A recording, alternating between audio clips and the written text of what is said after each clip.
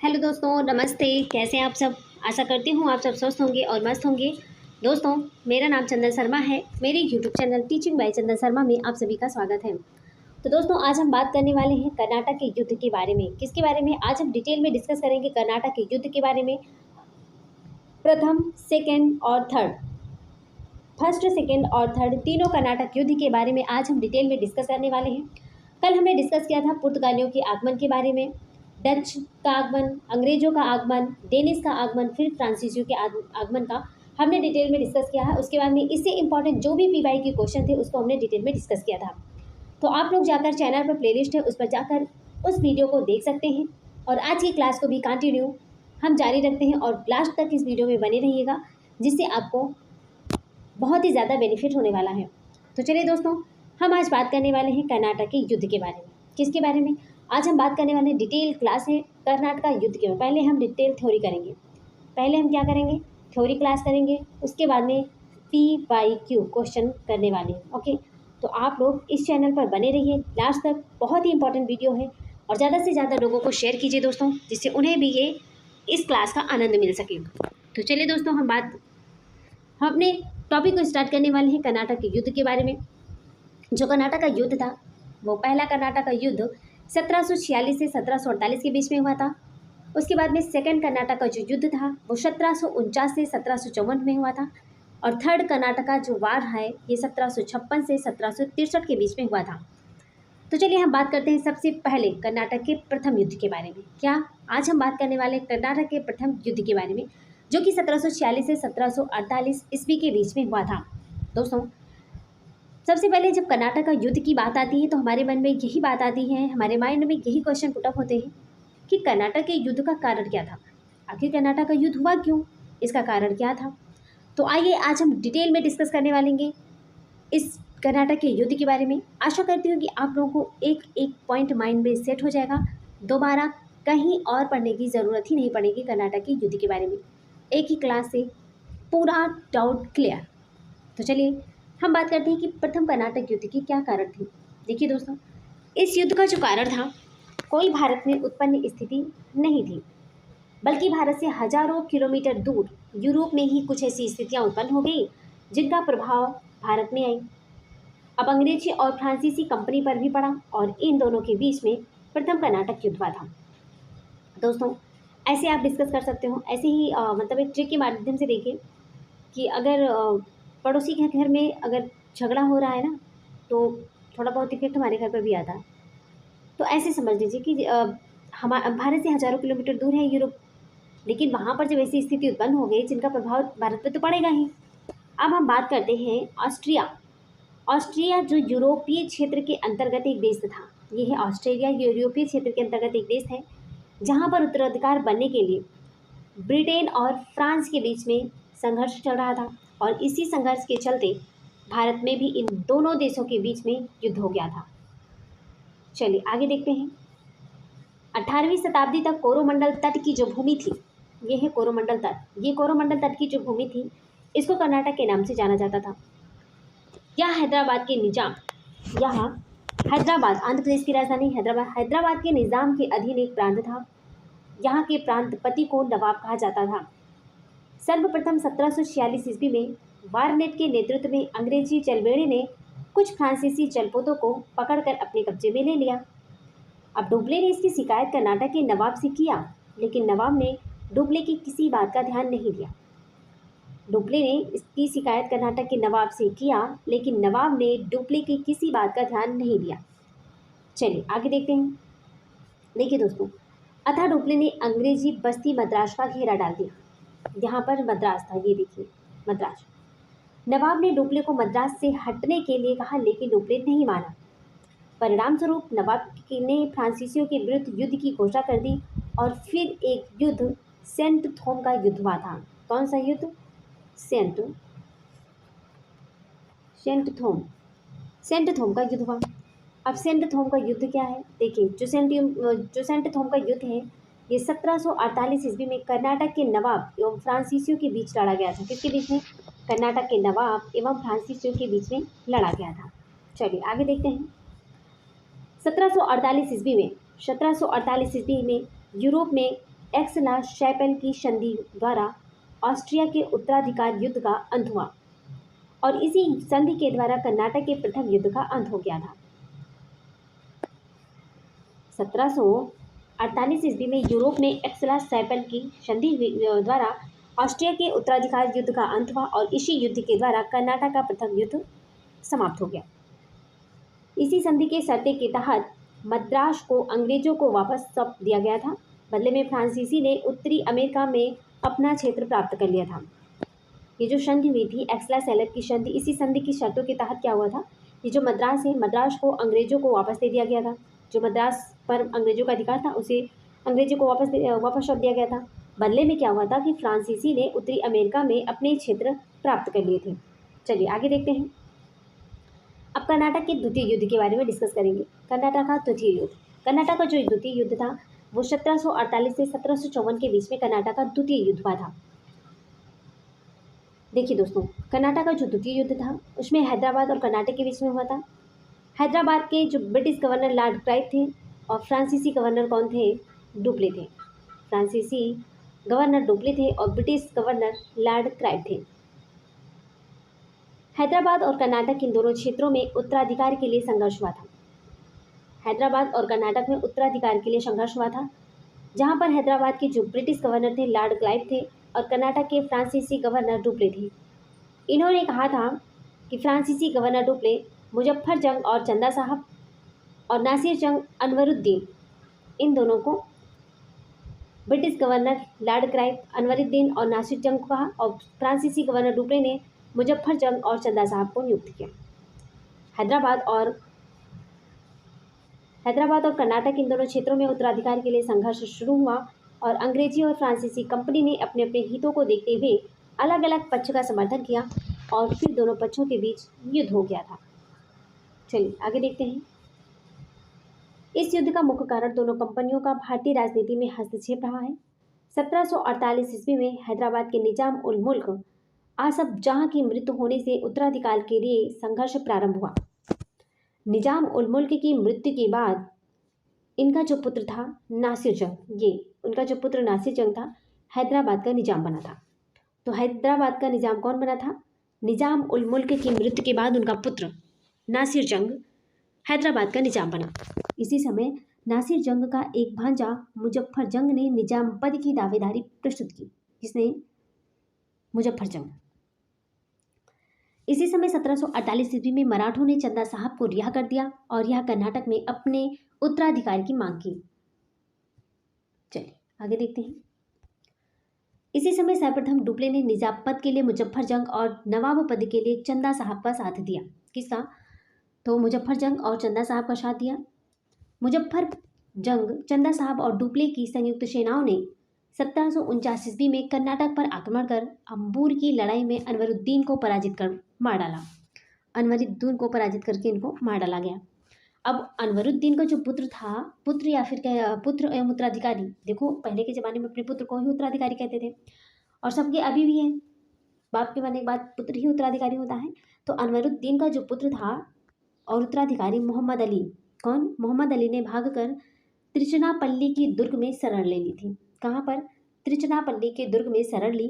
अब फ्रांसीसियों के बढ़ते हुए प्रभाव को देखकर अंग्रेज भी शांत नहीं रहे। उन्होंने निजाम पद के लिए नासिर जंग एवं कर्नाटक के नवाब पद के लिए मोहम्मद अली को समर्थन दिया था। किसे? नासिर जंग और मोहम्मद अली को समर्थन दिया। चलिए आगे देखते हैं। 1750 ईस्वी में नासिर जंग अंग्रेजों के सहयोग से कर्नाटक पर आक्रमण किया और त्रिकुट मित्र शक्तियों को पराजित कर दिया। लेकिन इसी समय नासिर जंग की सेना ने विद्रोह कर दिया और इसी विद्रोह में नासिर जंग की हत्या कर दी गई। इसका लाभ उठाकर फ्रांसीसियों ने डुप्ले मुजफ्फर जंग को हैदराबाद का निजाम घोषित कर दिया। 1752 ईस्वी में क्लाइव के नेतृत्व में अर्काट पर आक्रमण किया गया। तो 1752 में क्लाइव के नेतृत्व में अर्काट का आक्रमण कब हुआ था? 1752 ईस्वी में अर्काट का आक्रमण हुआ था। किसके नेतृत्व में? तो क्लाइव के नेतृत्व में हुआ था। और चंदा साहब के जो पुत्र थे राजा साहब के नेतृत्व वाली सेना को पराजित कर अर्काट पर अधिकार कर लिया। यह खबर सुनकर चंदा साहब त्रिचनापल्ली भाग गया। लेकिन 1752 ईस्वी में क्लाइव के नेतृत्व में अर्काट पर आक्रमण किया और चंदा साहब के पुत्र राजा साहब के नेतृत्व वाली सेना को पराजित कर अर्काट पर अधिकार कर लिया। यह खबर सुनकर चंदा साहब तिरुचिरापल्ली भाग गया, लेकिन तंजौर के राजा ने उसकी हत्या कर दी। चलिए आगे देखते हैं। कर्नाटक का द्वितीय युद्ध चल रहा है अभी। 1754 ईस्वी में फ्रांसीसी सरकार ने डुप्ले को वापस बुला लिया और उसके स्थान पर गोदेहो को गवर्नर बनाकर भारत भेजा। गोदेहो आते ही युद्ध समाप्ति की घोषणा कर दी और अंततः 1755 ईस्वी में पांडिचेरी के युद्ध द्वारा यह युद्ध समाप्त हो गया। ये इंपॉर्टेंट पॉइंट है, ठीक है दोस्तों। पांडिचेरी की संधि द्वारा दोनों कंपनियों ने भारतीय नरेश के झगड़े में हस्तक्षेप न करने का वादा किया। चलिए आगे देखते हैं। अब हम बात करने वाले हैं कर्नाटक के तृतीय युद्ध के बारे में, जो कि 1756 से 1763 ईस्वी में हुआ था। कर्नाटक का तृतीय युद्ध देखो दोस्तों, 1756 ईस्वी में यूरोप में ऑस्ट्रिया एवं प्रशा के बीच सप्तवर्षीय युद्ध प्रारंभ हुआ। इस युद्ध में एक बार फिर अंग्रेज और फ्रांसीसियों के बीच युद्ध हुआ। किसके बीच में? अंग्रेज और फ्रांसीसियों के बीच में युद्ध हुआ था। 1756 ईस्वी में दोनों कंपनियां एक दूसरे की बस्तियों पर आक्रमण प्रारंभ कर दिया, लेकिन वास्तविक युद्ध की शुरुआत तब हुई जब 1758 ईस्वी में फ्रांसीसी सरकार ने काउंट डी लैली को कमांडर इन चीफ बनाकर भारत भेजा। इसके आने से युद्ध की गति मिली। आगे देखते हैं। इस युद्ध का सबसे महत्वपूर्ण युद्ध 1760 ईस्वी में बांडीवाश का युद्ध था, जो आयरकोट के नेतृत्व वाली अंग्रेजी सेना और काउंट डी लैली के नेतृत्व वाली फ्रांसीसी सेना के बीच हुआ। देखिए, इस युद्ध में अंग्रेज विजयी रहे। इसके बाद पौंडीचेरी सहित लगभग सभी फ्रांसीसी बस्तियों का अंत हो गया। 1763 ईस्वी में पेरिस की संधि द्वारा सप्तवर्षीय युद्ध समाप्त हुआ और इसी संधि के द्वारा कर्नाटक का तृतीय युद्ध भी समाप्त हो गया। इस युद्ध के परिणाम के बाद भारत से फ्रांस का सर्ववर्चस्व खत्म हो गया था और यह भी तय हो गया था कि अब अंग्रेजी कंपनी ही भारत में पूर्णतः अपनी प्रधानता बनाएगी और फ्रांसीसी बहुत थोड़े ही क्षेत्रों में सिमट कर रह गए थे, जैसे पौंडीचेरी, माहे, कारिकल आदि। आगे देखते हैं। अब हम कर्नाटक की जो युद्ध हुआ था इसके बारे में दोबारा रिवीजन कर लेते हैं। देखिए दोस्तों, कर्नाटक का जो प्रथम युद्ध था वो 1746 से 1748 के बीच में हुआ था। इसका कारण क्या था? इसका कारण था ऑस्ट्रियाई उत्तराधिकार का प्रश्न एवं अंग्रेज एवं फ्रांसीसियों में अमेरिका में युद्ध। इसकी समाप्ति जो था 1748 ईस्वी में एक्सला शैपेल की संधि के द्वारा प्रथम कर्नाटक युद्ध की समाप्ति हो गई थी। इसके परिणाम क्या हुआ? इसके परिणाम हुआ ये मिला कि अंग्रेज एवं कर्नाटक के नवाब की पराजय हो गई थी। अंग्रेज एवं कर्नाटक के नवाब की पराजय हो गई थी प्रथम कर्नाटक युद्ध में। अब हम बात करने वाले हैं कर्नाटक के द्वितीय युद्ध के बारे में। कर्नाटक का जो द्वितीय युद्ध था ये 1748 से 1754 के बीच में हुआ था। इसका कारण था दोनों कंपनियों द्वारा भारतीय राजनीति में हस्तक्षेप करना और इसकी समाप्ति 1755 ईस्वी में पौंडीचेरी की संधि के द्वारा द्वितीय कर्नाटक युद्ध की समाप्ति हो गई थी। द्वितीय कर्नाटक युद्ध की परिणाम क्या था? तो अंग्रेजों की अच्छी स्थिति थी। इसका परिणाम यही निकला, अंग्रेजों की अच्छी स्थिति। अब हम बात करते हैं तृतीय कर्नाटक युद्ध के बारे में। तृतीय कर्नाटक युद्ध वर्ष 1756 से 63 के बीच में हुआ था। इसका जो कारण था यूरोप का सप्तवर्षीय युद्ध था। इसकी समाप्ति 1763 की पेरिस की संधि के द्वारा तृतीय कर्नाटक युद्ध की समाप्ति हो गई थी। अब इसके परिणाम ये निकले, अंग्रेजों की विजय हो गई थी। तृतीय कर्नाटक युद्ध में अंग्रेजों की विजय हो गई थी। चलिए आगे देखते हैं। देखिए, अब महत्वपूर्ण कौन कौन से युद्ध थे इसके बारे में थोड़ा सा डिस्कस कर लेंगे। देखिए दोस्तों, सेंट थॉम का युद्ध 1748 ईस्वी में कर्नाटक के नवाब एवं फ्रांसीसियों के बीच में सेंट थॉम का युद्ध हुआ था। इसका परिणाम ये हुआ, फ्रांसीसी विजयी हो गए। उसके बाद में अंबोर का युद्ध हुआ 1749 ईस्वी में।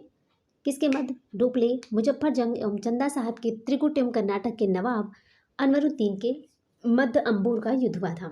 इसका परिणाम ये हुआ कि त्रिकुट की विजय हुई। अब हम बात करते हैं अर्काट के युद्ध के बारे में। अर्काट का जो युद्ध था वो 1752 ईस्वी में क्लाइव के नेतृत्व वाली अंग्रेजी सेना एवं चंदा साहब के पुत्र राजा साहब के बीच में हुआ। इसका परिणाम क्या था? अर्काट के युद्ध का जो परिणाम निकला इसमें भी अंग्रेज विजय हो गए थे। अब हम बात करते हैं वांडीवास के युद्ध के बारे में। वांडीवास का जो युद्ध है वो 1760 ईस्वी में हुआ था। वांडीवास का युद्ध मोस्ट इंपॉर्टेंट है। अंग्रेज और फ्रांसीसियों के बीच में वांडीवास का युद्ध हुआ था। इसका परिणाम क्या निकला? वांडीवास के युद्ध में इसका परिणाम यही निकला कि इसमें भी अंग्रेज विजय हो गए थे। चलिए आगे देखते हैं। तो दोस्तों यहाँ पर हमारी थ्योरी क्लासेस कंप्लीट होती है। अब हम इससे जो भी रिलेटेड इम्पॉर्टेंट PYQ क्वेश्चन है उसको हम डिटेल में देख लेते हैं। चलिए, तो मेरा पहला क्वेश्चन है, प्रथम कर्नाटक युद्ध 1746 से 48 के समय फ्रांसीसी गवर्नर जनरल कौन थे? ऑप्शन ए है काउंट लाली, ऑप्शन बी है गोदेहू, ऑप्शन सी है सेंट थोमे, ऑप्शन डी है डुप्ले। दोस्तों इसका राइट आंसर हो जाएगा option D Dupleix. Next question पे चलते हैं। प्रथम कर्नाटक युद्ध का सही समय कौन सा है? ऑप्शन ए है 1739 से 1741, ऑप्शन बी है 1740 से 1742, ऑप्शन सी है 1742 से 1744, ऑप्शन डी है 1746 से 1748। दोस्तों इसका राइट आंसर हो जाएगा ऑप्शन डी 1746 से 1748 कर्नाटक का प्रथम युद्ध का सही समय है। चलिए आगे देखते हैं। नेक्स्ट क्वेश्चन है हमारा कि निम्नलिखित में से किस युद्ध को सप्तवर्षीय युद्ध के नाम से जाना जाता है? ऑप्शन ए है प्रथम कर्नाटक युद्ध, ऑप्शन बी है तृतीय कर्नाटक युद्ध, ऑप्शन सी है तृतीय कर्नाटक युद्ध, ऑप्शन डी है प्रथम आंग्ल मैसूर युद्ध। दोस्तों इसका राइट आंसर हो जाएगा ऑप्शन सी, तृतीय कर्नाटक युद्ध को सप्तवर्षीय युद्ध के नाम से जाना जाता है। नेक्स्ट क्वेश्चन पे चलते हैं कि निम्नलिखित में से कौन सा युद्ध निर्णायक युद्ध था जिसमें फ्रांसीसी हार गए और अंग्रेजों की सर्वोच्चता स्थापित हो गई? ऑप्शन ए है वांडीवास का युद्ध 1760 में जो हुआ था, ऑप्शन बी है बेदरा का युद्ध 1762 में, ऑप्शन सी है प्लासी का युद्ध 1757 ईस्वी में हुआ था, ऑप्शन डी है बक्सर का युद्ध 1764 में। दोस्तों इसका राइट आंसर हो जाएगा ऑप्शन ए वांडीवास का युद्ध जो कि 1760 ईस्वी में हुआ था। नेक्स्ट क्वेश्चन पे चलते हैं। प्रथम कर्नाटक युद्ध की समाप्ति किस संधि से हुई थी? ऑप्शन ए है ए ला सापेल की संधि, ऑप्शन बी है गोडेहू की संधि, ऑप्शन सी है पौंडीचेरी की संधि, ऑप्शन डी है पेरिस की संधि। दोस्तों इसका राइट आंसर हो जाएगा ऑप्शन ए ला शापेल की संधि। चलिए नेक्स्ट क्वेश्चन पे चलते हैं। गोडेहू की संधि या पौंडीचेरी की संधि जो कि 1754 ईस्वी में हुआ था वो कौन सा युद्ध समाप्त हुआ? ऑप्शन ए है प्रथम कर्नाटक युद्ध, ऑप्शन बी है द्वितीय कर्नाटक युद्ध, ऑप्शन सी है तृतीय कर्नाटक युद्ध, ऑप्शन डी है इनमें से कोई नहीं। तो दोस्तों इसका राइट आंसर हो जाएगा ऑप्शन बी द्वितीय कर्नाटक युद्ध। चलिए नेक्स्ट क्वेश्चन पे चलते हैं। वांडीवास के युद्ध 1760 में अंग्रेजों का नेतृत्व किसने किया? ऑप्शन ए है sir Eyre coat, option B है थॉमस स्मिथ, ऑप्शन सी है थॉमस रो, ऑप्शन डी है इनमें से कोई नहीं। दोस्तों इसका राइट आंसर हो जाएगा option A sir Eyre Coote. Next question पे चलते हैं। कर्नाटक का तृतीय युद्ध किस संधि के फलस्वरूप समाप्त हुआ? ऑप्शन ए ला शापेल की संधि, ऑप्शन बी है गोडेहू की संधि, ऑप्शन सी है पेरिस की संधि, ऑप्शन डी है इनमें से कोई नहीं। दोस्तों इसका राइट आंसर हो जाएगा ऑप्शन सी, पेरिस की संधि के फलस्वरूप कर्नाटक का तृतीय युद्ध समाप्त हो गया था। चलिए आगे देखते हैं। वांडीवास की जो युद्ध हुआ था 1760 में, इसमें फ्रेंच ने ब्रिटिश को हराया, कि ब्रिटिश ने डच को हराया, कि ब्रिटिश ने फ्रेंच को हराया, या डच ने ब्रिटिश को हराया? तो दोस्तों इसका राइट आंसर हो जाएगा ऑप्शन सी, ब्रिटिश ने फ्रेंच को हराया था। वांडीवास के युद्ध जब 1760 ईस्वी में हुआ था इसमें ब्रिटिश ने फ्रेंच को हराया था। चलिए नेक्स्ट क्वेश्चन पे चलते हैं। 15 अगस्त 1947 के बाद भी भारत का कौन सा भाग पुर्तगाल के अधीन बना रहा? ऑप्शन ए है गोवा, ऑप्शन बी है सिक्किम, ऑप्शन सी है पौंडीचेरी, ऑप्शन डी है अंडमान एवं निकोबार। दोस्तों इसका राइट आंसर हो जाएगा ऑप्शन ए गोवा। चलिए नेक्स्ट क्वेश्चन पे चलते हैं। कर्नाटक युद्ध फिल इन द ब्लैंक्स के बीच लड़े गए थे। जो कर्नाटक का युद्ध था वो किन के बीच लड़ा गया था? ऑप्शन ए है ब्रिटिश और मराठा, ऑप्शन बी है ब्रिटिश और फ्रेंच, ऑप्शन सी है मुगल और अंग्रेज, ऑप्शन डी है फ्रेंच और पुर्तगाली। दोस्तों इसका राइट आंसर हो जाएगा ऑप्शन बी, ब्रिटिश और फ्रेंच के बीच में कर्नाटक का युद्ध लड़ा गया था। चलिए नेक्स्ट क्वेश्चन पे चलते हैं। तृतीय कर्नाटक युद्ध किस संधि से समाप्त हुई? तृतीय कर्नाटक युद्ध किस संधि से समाप्त हुआ? ऑप्शन ए है पौंडीचेरी की संधि, ऑप्शन बी है पेरिस की संधि, ऑप्शन सी है वांडीवास की संधि, ऑप्शन डी है ऑस्ट्रिया की संधि। दोस्तों इसका राइट आंसर हो जाएगा ऑप्शन बी, पेरिस की संधि। चलिए आगे देखते हैं। तो दोस्तों यहाँ पर हमारे क्वेश्चन समाप्त होते हैं। Thanks for watching. दिल से बने रहने के लिए। दोस्तों अगर आप हमारे चैनल पर पहली बार विजिट कर रहे हैं तो प्लीज़ दिल से लाइक कर दीजिएगा, और जो भी सोशल मीडिया है वहाँ पर ज़्यादा से ज़्यादा वीडियो को शेयर कर दीजिएगा, और कमेंट करके हमें कमेंट बॉक्स में बताइएगा कि आपको हमारी वीडियो कैसी लगी, आपको हमारे कंटेंट कैसे लगे। तो प्लीज़ कमेंट करना बिल्कुल मत भूलिएगा। और दोस्तों, अगर आप चैनल पर पहली बार विजिट कर रहे हैं तो प्लीज़ सब्सक्राइब कर दीजिएगा, बेल आइकन को जरूर प्रेस कर दीजिएगा, जिससे नेक्स्ट नोटिफिकेशन आप तक पहुँच जाए। तो चलिए दोस्तों, इसी के साथ हम मिलते हैं नेक्स्ट वीडियो में। तब तक के लिए bye bye, take care, see you.